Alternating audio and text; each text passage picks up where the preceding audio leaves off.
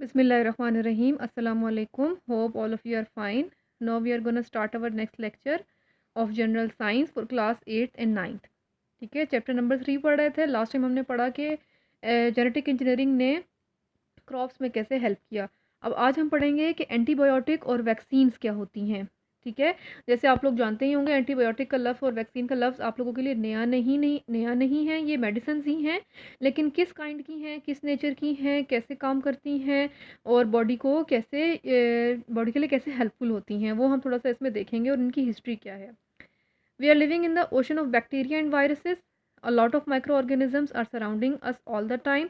Many of them are pathogenic, that is disease causing. The effort of the biologist always have been to control and treat the diseases. ठीक है, यानी बहुत सारे micro organism हमारे इर्द गिर्द रह रहे होते हैं, क्योंकि वो माइक्रो ऑर्गेनिज्म में माइक्रोस्कोप से नज़र आते हैं तो हमें नेकेड आई से तो नज़र नहीं आ रहे होते। और मेनली उसमें से क्या है, बैक्टीरिया और वायरसेस हैं, और ऐसे हैं जो कि पैथोजेनिक हैं। पैथोजेनिक यानी जो कि इंसानी जिस्म के लिए बीमारी की वजह बनते हैं, अगर उसके अंदर दाखिल हो जाएं तो उसको बीमार कर देते हैं। तो जो बायोलॉजिस्ट होते हैं वो शुरू से कोशिश करते हैं कि कोई ना कोई कंट्रोल, कोई ना कोई ट्रीटमेंट आ जाए इन बैक्टीरिया के लिए, इन वायरसेस के लिए। तो important discoveries, that is antibiotic and vaccines, have saved the humanity from several fatal diseases. तो एंटीबायोटिक और वैक्सीन का काम क्या होता है कि इन बैक्टीरिया और वायरस की वजह से जो डिजीज़ इंसान को हो रहे होते हैं उनका मुकाबला करते हैं। ठीक है, ये ऐसी दो मेडिसिन होती हैं। किस तरह काम करती हैं ये हम देख लेते हैं। पहले हम देखते हैं एंटीबायोटिक का क्या फंक्शनिंग होती है। Any substance that is produced by an organism that inhibits or kills micro organism is called antibiotic. ठीक है, वो कह रहा है कोई भी ऐसा ऑर्गेनिज्म कोई भी ऐसा सब्सटेंस जो कि एक ऑर्गेनिज्म प्रोड्यूस कर रहा होता है, that is produce by an organism. ठीक है, जो कि मार दे, ठीक है, इनहिबिट्स यानी उसकी हैबिटेंट को ख़त्म कर दे या उसको मार दे उस माइक्रो ऑर्गेनिज्म को, तो वो कहलाता है एंटीबायोटिक। वो सब्सटेंस जो है वो एंटीबायोटिक कहलाता है। ठीक है, many of you have been given an antibiotic by a physician. ठीक है, यानी आप जब जाते हैं डॉक्टर के पास तो आपको बहुत सी एंटीबायोटिक्स वो देते हैं to help you combat certain diseases. किस लिए दे रहे होते हैं वो? बहुत सारी बीमारियों का मुकाबला करें। मतलब बुखार के लिए आप लेते हैं, गला ख़राब के लिए लेते हैं, कोई भी ऐसी चीज़ें आप जो एंटीबायोटिक ले रहे होते हैं तो वो जैसे बताते किसी बीमारी के लिए ले रहे होते हैं, जैसे कि सोर थ्रोट हो गया, pneumonia, typhoid, other bacterial diseases. ठीक है, ये this is the important thing कि बैक्टीरियल डिजीज़ के लिए आप एंटीबायोटिक ले रहे होते हैं। Antibiotic have become part of our life and we must know that they are and how they act. ठीक है, ऐसी बात है, हमारी ज़िंदगी का एक बहुत अहम हिस्सा है एंटीबायोटिक। तो हमें पता होना चाहिए कि आखिर ये होती क्या है और ये कैसे काम कर रही होती हैं। तो अभी हमने इसकी डेफिनेशन पढ़ी, एक कम्प्रीहेंसिव सी कि ऐसा सब्सटेंस होता है जो कि एक ऑर्गेनिज्म प्रोड्यूस कर रहा होता है। ठीक है, अब क्या है, it was in 1929 that a British microbiologist Alexander Fleming report antibiotic activity from a blue green mould.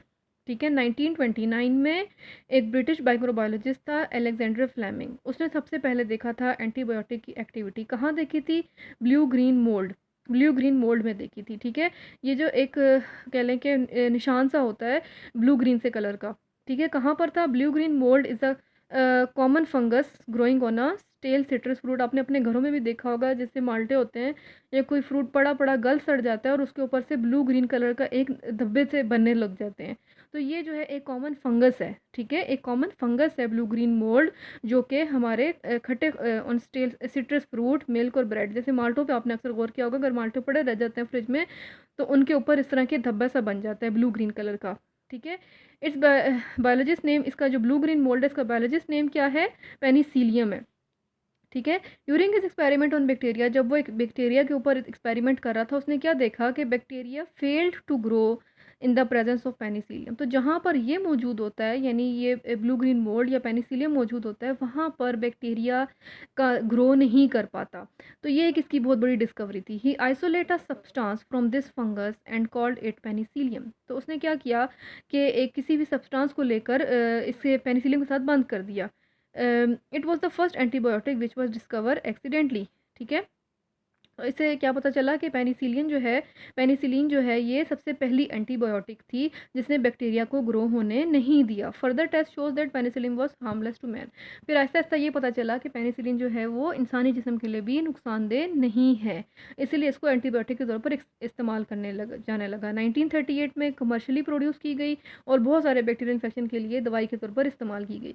Several other antibiotics were obtain from various different organisms and use to control and combat the disease. ठीक है, यानी ये पहली penicillin पहली antibiotic थी, इसके बाद बहुत सारी एंटीबायोटिक बनी और बहुत सारे डिजीज का मुकाबला हुआ। Now there are several synthetic varieties of antibiotic used all over the world. ठीक है, तो बहुत सारी एंटीबायोटिक्स हैं जो पूरी दुनिया में हर जगह इस्तेमाल हो रही हैं। These antibiotic have saved the life of millions of people and many fatal diseases are now control and cured very safely. ठीक है, तो इनकी वजह से, इनके इस्तेमाल की वजह से क्या होता है, बहुत सारी बीमारियां जो हैं वो ईजिली कंट्रोल हो रही हैं। The use of antibiotic should be made under the guidance of physician because hazard and excessive use of antibiotics में बी इंजूरियस टू हेल्थ। ठीक है, ये डॉक्टर के मशवरे के बगैर इनको इस्तेमाल नहीं करना चाहिए, क्योंकि इनका ज़्यादा इस्तेमाल जो है वो जिस्म के लिए नुकसानदेह भी हो सकता है। तो ये थी हमारी एंटीबायोटिक। अब हम देखते हैं कि वैक्सीन्स क्या होती हैं। Another important discovery to control the disease was that of vaccine. ठीक है, तो बीमारियों का मुकाबला करने के लिए एक और जो इंपॉर्टेंट डिस्कवरी है वो क्या है, वैक्सीन है। When ever the disease producing organism से बैक्टीरिया और virus enters our body, the blood produces antibodies against this micro organism and kill them और इनहिबिट देयर ग्रोथ। ठीक है, यानी जो इम्यून सिस्टम होता है हमारा नेचुरली, कि अगर हमारे जिस्म में कोई भी बैक्टीरिया, कोई भी जर्म दाखिल हो जाता है तो हमारी बॉडी खुद से उस जो हमारा सेल होता है, जैसे हमने पीछे पढ़ा था एंटीबॉडीज़, तो एंटीबॉडीज़ खुद से प्रोड्यूस करने लगता है और उस बैक्टीरिया को, उस वायरस को मारने की कोशिश करता है, यानी उसका इम्यून, उस डिजीज़ के खिलाफ एक इम्यून बनाता है। This is called active immunity. ठीक है, if we inject weakened germs of a disease into the body of a person, he will start producing antibodies. यानी जो हमने जम्स की बात की, बैक्टीरिया की या वायरस की, अगर हम कोई कमज़ोर सा वीकेंड सा कोई सा कमज़ोर सा जम अगर बॉडी में डालते हैं तो हम देखते हैं कि उसके खिलाफ बॉडी खुद से मुकाबला करने लगती है। He has now become immune against that disease. तो इसका मतलब है कि अब उसे उस बीमारी का, उस स्पेसिफिक जम का मुकाबला करना आ गया है। These weakened germs are called vaccine. तो ये जो वीकेंड जम्स जो हमने उसके अंदर डाले थे ये वैक्सीन है। ठीक है, यानी कोई भी वायरल डिजीज़ है, उस डिज़ीज़ का छोटा सा हमने कोई जम बॉडी में डाला तो बॉडी ने उसका मुकाबला किया, उस छोटे जम का मुकाबला किया, तो इसका मतलब है कि बॉडी ने उसके ख़िलाफ़ एक वैक्सीन तैयार कर ली है। ये जो वीकेंड जम्स थे वो वैक्सीन के तौर पर काम किया। The discovery of vaccine was a result of daring experiment of English physician Edward Jenner. Edward Jenner ने एक एक्सपेरिमेंट किया था। कैसे, क्या किया था, उस एक्सपेरिमेंट के नतीजे में वैक्सीन बनी थी। अब वो एक्सपेरिमेंट हम देखते हैं। He was able to prepare the first vaccine against a dreadful disease that is smallpox. ठीक है, स्मॉल पॉक्स एक डिजीज़ था, उसके खिलाफ उसने वैक्सीन बनाई। कैसे बनाई? In this time the cause of this disease a virus had not yet been discover. ठीक है, यानी उस वक्त नहीं पता था कि भाई ये डिज़ीज़ किस वजह से होता है। ये बाद में पता चला कि ये एक वायरस है जो कि 1892 में डिस्कवर्ड हुआ था, वायरस। ठीक है, यानी वायरस के बारे में 1892 में पता चला था कि वायरस क्या होता है और बैक्टीरिया, दोनों का फ़र्क क्या होता है। तो स्मॉल पॉक्स जब आया उस टाइम तक वायरस के बारे में नहीं जानती थी दुनिया। Jenner made 2 observation. उसने अपनी ऑब्जर्वेशंस के जरिए किया। क्या ऑब्जर्वेशन थी उनकी? Regarding cow pox and small pox. ठीक है, अब ये दो बीमारियां हैं, दोनों पैरेलल चल रही हैं। एक काउ पॉक्स है, स्मॉल पॉक्स है, बोथ वायरल डिजीज, दोनों वायरल डिजीजेज हैं। Firstly he notice that milk made often contracted a mild case of cow pox. उसने देखा कि जो दूध वाले लोग होते हैं, यानी जिनके घर काउज होती हैं या जिनका काम करते हैं, उनके अंदर जो है वो काउ पॉक्स मौजूद होता है। From the cows infected with cowpox. ठीक है, उनके अंदर काउ पॉक्स का माइल्ड केस नज़र आता है, क्योंकि काउ पॉक्स जो है वो काउज में होते हैं, which is a mild disease for both cows and milkmaids. ठीक है, यानी ये दोनों में मौजूद होते हैं। Secondly he observe that milkmaids who had contracted cowpox did not contract the dreadful disease small. फिर उसने ये नोट किया कि जिसको काउ पॉक्स हो जाता है उसको स्मॉल पॉक्स नहीं होता। ठीक है, अगर किसी को काउ पॉक्स डिजीज़ था और वो ख़त्म हो गया तो अब उसको स्मॉल पॉक्स नहीं होगा। Who could believe that he could believe that if a person contracted cowpox he became immune to small. उससे इसको ये समझ आया कि अगर एक बंदे को काउ पॉक्स आ गया था तो उसने उसकी बीमारी का उसके जिस्म ने मुकाबला कर लिया था, तो अब इसकी वजह से उसको स्मॉल पॉक्स नहीं हुआ। यानी उसके अंदर स्मॉल पॉक्स की भी इम्यूनिटी डेवलप हो चुकी थी। In spite of his limited information general producer blood bold experiment. अब उसने क्या किया? एक एक्सपेरिमेंट किया। क्या एक्सपेरिमेंट किया? He vaccinated a young boy with pus from a cow pox blister. यानी जिस बंदे को कॉ पॉक्स थे उसने उसके ऊपर से पस, यानी जो उसके ऊपर दाने बने हुए थे, उनमें से थोड़ा सा ज़ख़म लेकर उसने उस बच्चे के अंदर इंजेक्ट किया। The boy contracted a mild case of the disease and soon recovered. उसको थोड़ा बहुत बीमार हुआ वो, लेकिन वो फिर ठीक हो गया। Was the boy immunise against the small pox. अब इससे क्या पता चलता है कि उसके अंदर स्मॉल पॉक्स की इम्यूनिटी थी। It could only be tested by contracting the boy with small pox. अब उसने क्या किया कि उसके अंदर दोबारा से, पहले कॉ पॉक्स का किया था, अब स्मॉल पॉक्स का भी उसको दिया, वही पस दी। ठीक है, the result could be otherwise but Jenner continued यानी रिजल्ट ये हो सकता था कि उसे स्मॉल पॉक्स डिजीज़ हो जाए, लेकिन उसने इसकी परवाह किए बगैर ये काम किया। And inoculate the boy with the pus from active case of small pox, जिसको स्मॉल पॉक्स हुई हुई थी उसमें से जख्म लेकर उसने उसके अंदर डाला। The boy did not contract, उसे स्मॉल पॉक्स की बीमारी नहीं हुई। The boy had ended become immune against small pox, इसका मतलब क्या हुआ कि उसे स्मॉल पॉक्स की इम्यूनिटी भी उसके अंदर आ चुकी थी। It was a great achievement, a vaccine had been, इससे ये पता चला कि स्मॉल पॉक्स की वैक्सीन भी स्मॉल पॉक्स की वैक्सीन डिस्कवर्ड हो गई जो कि कॉ पॉक्स से निकली थी। ठीक है, तो when the boy was inoculated with the pus from cow pox, the boy produce antibodies against the cow pox, तो जब उसको कॉ पॉक्स उसके अंदर इंजेक्ट किया गया तो उसकी बॉडी ने कॉ पॉक्स का मुकाबला करने के लिए एक खुद से इम्यून सिस्टम उसका एक्टिव हो गया। तो जब उसका एक्टिव हो गया तो इस वजह से वो स्मॉल पॉक्स का भी मुकाबला कर सका।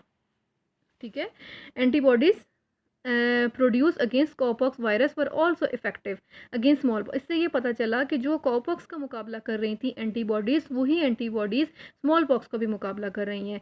द बॉय बिकेम इम्यून, इसकी वजह से उसे स्मॉल पॉक्स नहीं हुआ और उसके अंदर स्मॉल पॉक्स का मुकाबला करने की सलाहियत पैदा हो गई। The method of vaccination was use all over the world and the number of people दस बेनिफिटेड इन कैलकुलेबल। ठीक है, जिसकी वजह से बहुत सारे लोग जो हैं वो इस बीमारी से निजात पा गए। अब इसकी नाउ और डेज कौन सी एग्जांपल है? कोरोना वायरस, बिल्कुल। ठीक है कि कोरोना वायरस भी जो अब ऑल ओवर द वर्ल्ड फैला हुआ है, तो इसकी वैक्सीन के लिए भी इसी तरह बायोलॉजिस्ट कोशिश कर रहे हैं कि जिसको कोरोना वायरस हो जाता है, अगर वो रिकवर कर जाता है तो इसका मतलब है उसकी बॉडी में उसका इम्यून पैदा हो गया है, तो उसकी बॉडी की एंटीबॉडीज़ को यूज़ करके किया जा सकता है या नहीं किया जा सकता, जिस तरह हम कॉपॉक्स या स्मॉल पॉक्स का केस देख रहे हैं। Now a days vaccine have been prepared for several diseases such as TB, cholera, polio, measles, hepatitis and many others. ठीक है, तो बहुत सारे डिजीज़ के लिए वैक्सीन अब तैयार की जाती हैं। A comprehensive campaign has been launched against polio, Pakistan में हमें पता है पोलियो के लिए वैक्सीन तैयार की गई है। वायरल डिजीज़, बच्चों का ये डिजीज़ है, it's vaccine is consider of weekend viruses of polio. ठीक है, यानी जो वायरस के वीकेंड जर्म्स होते हैं, पोलियो के वीकेंड जर्म्स होते हैं, उसमें से इसकी वैक्सीन बनाई जाती है। The vaccine is given to children up to the age of 5, में पता है 5 साल तक के बच्चों को दी जाती है। प्रोड्यूसेस, जब 5 साल के बच्चों को ये दी जाती है तो उनकी बॉडी एंटीबॉडीज़ प्रोड्यूस कर लेती हैं पोलियो के ख़िलाफ़। ठीक है, और चिल्ड्रन में इम्यूनिटी आ जाती है। इससे वैक्सीन से रिलेटेड मेरे पास आप लोगों के लिए छोटी सी एक वीडियो है जिससे आपको इजीली ये टॉपिक और क्लियर हो जाएगा। ठीक है, होप सो आप इसको इंजॉय भी करेंगे।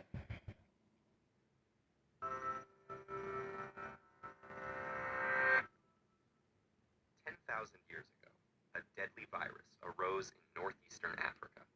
The virus spread through the air, attacking the skin cells, bone marrow, spleen, and lymph nodes of its victims. The unlucky infected developed fevers, vomiting, and rashes. 30% of infected people died during the second week of infection. Survivors bore scars and scabs for the rest of their lives. Smallpox had arrived. In 1350 BC, the first smallpox epidemics hit during the Egypt-Hittite War. Egyptian prisoners spread smallpox to the Hittites, which killed their king and devastated his civilization. Insidiously, smallpox made its way around the world via Egypt.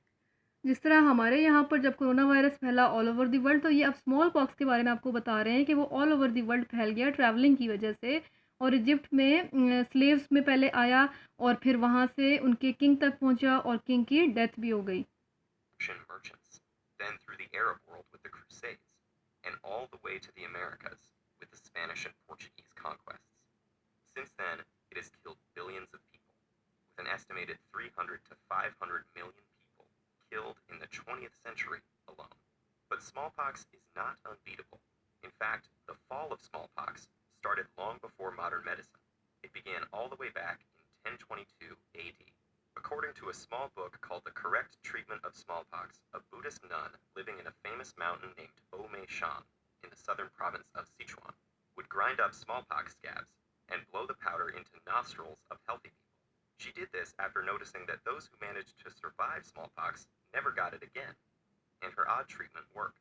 The procedure, called variolation, slowly evolved, and by the 1700s, doctors were taking material from sores and putting them into healthy people through 4 or 5 scratches on the arm. This worked pretty well, as inoculated people would not get reinfected, but it wasn't foolproof. Up to 3% of people इसमें आपको बता रहे हैं कि उन्होंने एक इलाज तलाश किया इसका स्मॉल पॉक्स का। वो क्या इलाज था? उन्होंने देखा कि जिनको स्मॉल पॉक्स हो जाते थे, उनके ज़ख़्म में से उनके ज़ख़्म को लेकर, यानी दाने जो बनते थे उसको लेकर ग्राइंड करके उसको वो नॉस्ट्रिल्स में, यानी जो हेल्दी लोग हैं उनके नॉस्ट्रिल्स में उसको फूँकता था ताकि वो इन्फेक्ट ना हो। ठीक है, इसको उन्होंने वैरिगुलेशन का प्रोसेस कहा। डॉक्टर्स ने भी इसको करना शुरू किया, इसकी वजह से नतीजे निकले, लेकिन फिर भी कंप्लीट रिकवरी नहीं थी इस प्रोसेस से। Would still die after being exposed to the pus. It wasn't until English physician Edward Jenner noticed something interesting about dairy maids that we got our modern solution. At age 13, while Jenner was apprenticed to a country surgeon and apothecary in Sodbury, near Bristol, he heard a dairy maid say, "I shall never have smallpox, for I have had cowpox. I shall never have an ugly pockmarked face." Cowpox is a skin disease that resembles smallpox and infects cows. Later on, as a physician, he realized that she was right. Women who got cowpox didn't develop the deadly smallpox. Smallpox and cowpox viruses are from the same family, but when a virus infects an unfamiliar host, in this case cowpox infecting a human, it is less virulent. So Jenner decided to test whether the cowpox virus could be used to protect against smallpox. In May 1796, Jenner found a young dairymaid, Sarah Nelms, who had fresh cowpox lesions on her hand and arm, caught from the udders of a cow named Blossom. Using matter from her pustules, he inoculated James Phipps, the 8-year-old son of his gardener. After a few days of fever and discomfort, ये जो अभी हमने chapter में पढ़ा, ये बिल्कुल वही बता रहे हैं आपको कि जिस मेड को कॉ पॉक्स हुए हुए थे, उसने उसमें पॉक्स में से चीज़ें लेकर उसको पॉक्स को स्क्रैच करके इस बच्चे के अंदर इन्फेक्ट किया। ठीक है, तो क्या हुआ कि बच्चे को कुछ भी नहीं हुआ और वो रिकवर कर गया कुछ दिनों में। the boy seemed to recover. 2 months later, Jenner inoculated the boy again, this time with matter from a fresh smallpox lesion. No disease developed, and Jenner concluded that protection was complete. His plan had worked. Jenner later used the cowpox virus in several other people and challenged them repeatedly with smallpox, proving that they were immune to the disease. With this procedure, Jenner invented the smallpox vaccination. Unlike variolation, which used actual smallpox virus to try to protect people, vaccination used the far less dangerous cowpox virus. The medical establishment, cautious then as now, deliberated at length over his findings before accepting them. But eventually, vaccination was gradually accepted, and variolation became prohibited in England in 1840. After large vaccination campaigns throughout the 19th and 20th centuries, the World Health Organization certified smallpox's eradication. So this is what के vaccination क्या थी, कॉ pox में से निकाल के small pox को treat किया गया। जब उन्होंने स्मॉल पॉक्स को स्मॉल पॉक्स से ट्रीट करना चाहा तो वो चीज़ ट्रीट नहीं हो सकी। ठीक है, तो this is called the vaccination. Hope you get more clear about this. Now we will meet in the next lecture इंशाल्लाह, and we will finish this chapter in the next lecture. Stay home, stay safe. अल्लाह हाफिज़।